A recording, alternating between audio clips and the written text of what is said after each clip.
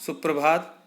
मैं कमलेश चंद्र मिश्र, पीजीटी हिंदी अध्यापक, city public school Katra, Mungrabad Shahpur Jaunpur, आप लोगों का ऑनलाइन हिंदी क्लासेस में स्वागत करते हैं। पिछले ऑडियो वीडियो क्लासेस में कक्षा 10 के गद्य खंड से नेताजी का चश्मा नामक पाठ का अध्ययन एवं अध्यापन कराया गया। अब इस ऑडियो में मैं कक्षा 10 हिंदी विषय के अंतर्गत क्षितिज भाग 2 के गद्य खंड से पाठ 2 रामवृक्ष बेनीपुरी द्वारा लिखित बाल गोविंद भगत नामक पाठ का अध्ययन करेंगे। यह पाठ रेखाचित्र शैली में रचित है। रेखाचित्र का मतलब जिस कहानी को पढ़ने से हमारे मन मस्तिष्क में एक आकृति उभर कर आती, उसे रेखाचित्र शैली कहते हैं। इस रेखाचित्र कहानी में लेखक एक ऐसे विलक्षण चरित्र का उद्घाटन किया है जो मनुष्यता, लोक संस्कृति और सामूहिक चेतना का प्रतीक है। लेखक का मानना है कि वह बाहरी वेशभूषा और कर्मकांड से कोई व्यक्ति सन्यासी नहीं हो सकता। सन्यास का आधार तो जीवन के मानवीय सरोकार से होना चाहिए। लेखक को इसी आधार पर गांव का एक निम्न वर्गीय वृद्ध बाल गोविंद सन्यासी लगता है। यह पाठ वर्ण व्यवस्था और सामाजिक रूढ़ियों पर भी सशक्त प्रहार करता है। लेखक ने रेखाचित्र के माध्यम से ग्रामीण जनजीवन की सजीव झांकी प्रस्तुत करने का प्रयास किए हैं। आइए देखते हैं इस पाठ का सारांश। बाल गोविंद भगत पाठ का सारांश इस प्रकार से है।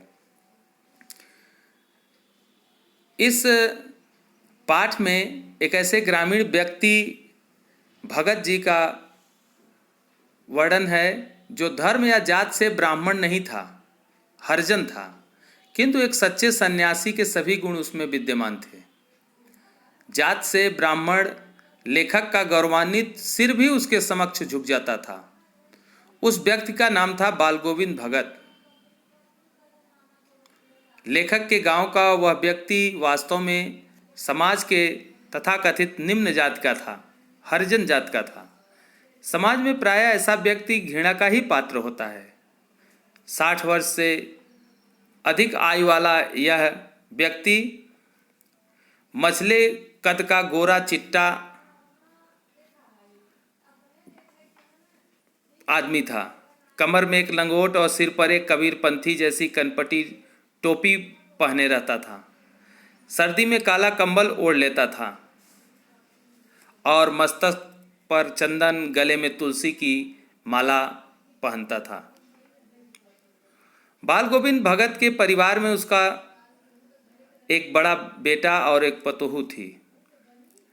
एक साफ सुथरा मकान, थोड़ी सी खेती बाड़ी ही उसकी पूरी संपत्ति थी।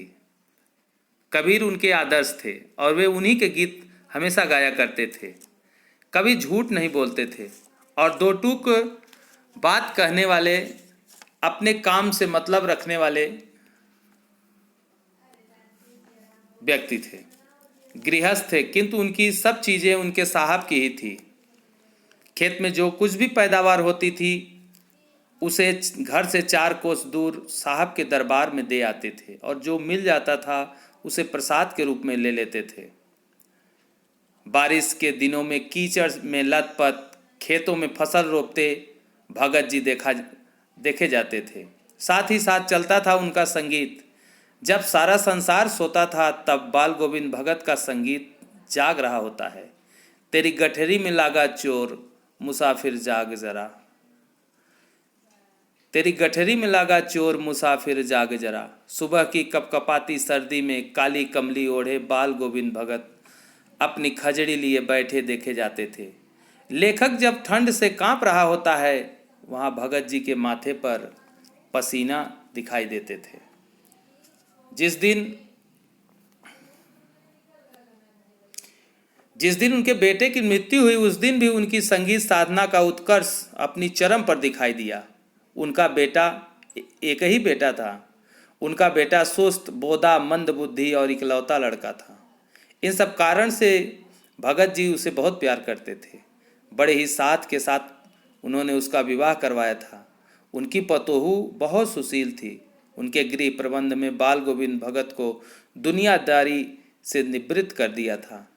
जब बेटे की मृत्यु हुई तो लोगों ने देखा कि भगत ने उसे चटाई पर लेटा दिया था और उसे एक कपड़े से ढक दिया था। कुछ फूल उसके चारों तरफ बिखेर दिए थे, सिरहाने पर एक चिराग जला दिए थे और उसके सामने स्वयं जमीन पर आसन जमाए सबसे बेखबर पूरी तन्नीलता के साथ गीत गा रहे थे। भंवरवा के तोहरा संग जाई, भंवरवा के तोहरा संग जाई। बेटे के श्राद्ध कर्म के पश्चात पुत्र वधू के रोने के बजाय उत्सव मनाने के लिए कह रहे थे। और तो और उन्होंने पतोहू से ही बेटे की चिता में अग्नि दिलवाई। पतोहू के भाई को बुलवाकर उसे उसके हवाले करते हुए आदेश दिया कि उसका पुनर्विवाह करवा दें।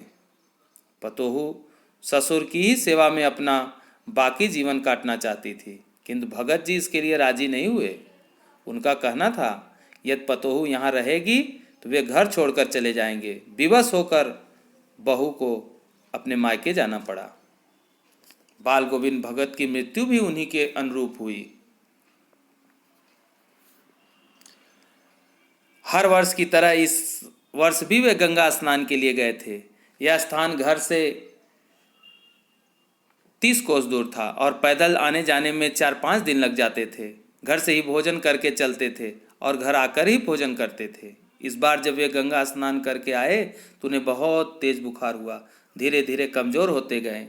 लोगों के ने नहाने धोने से मना किया, आराम करने के लिए कहा, पर वे हंसकर टाल जाते थे।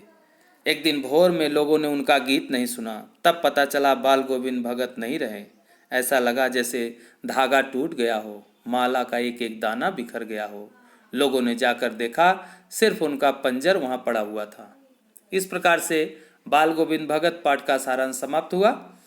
अब कुछ प्रश्न इससे संबंधित हैं, आप प्रश्न का उत्तर लिखकर व्हाट्सएप कर देंगे। हम आपके प्रश्न को चेक कर लेंगे और अपनी नोटबुक पर लिखते रहेंगे। और ध्यान देंगे कि सुबह 8 से 9 हम ऑनलाइन रहते हैं व्हाट्सएप पर आपके समूह पे। तो आप अपने जो भी प्रश्न हो उन प्रश्न को पूछने के लिए, यदि आपको डाउट हो, किसी प्रश्न का उत्तर अलग से जानना चाहते हैं, तो आप सुबह 8 से 9 के बीच में आप प्रश्न रख सकते हैं। पहला प्रश्न है, खेतीबाड़ी से जुड़े गृहस्थ बाल गोविंद भगत अपनी किन चारित्रिक विशेषता के कारण साधु कहलाते थे? दूसरा प्रश्न है, भगत की पुत्रवधू उन्हें अकेला क्यों नहीं छोड़ना चाहती थी? भगत ने अपने बेटे की मृत्यु पर अपनी भावना किस प्रकार व्यक्त किए? भगत के व्यक्तित्व, उनकी वेशभूषा को अपने शब्दों में प्रस्तुत करिए। बाल गोविंद भगत की दिनचर्या लोगों के लिए अचरज का कारण क्यों थी? पाठ के आधार पर बाल गोविंद भगत के मधुर गायन की विशेषता बताइए। कुछ मार्मिक प्रसंग के आधार पर यह दिखाई देता है कि बाल गोविंद भगत प्रचलित सामाजिक मान्यताओं को नहीं मानते थे।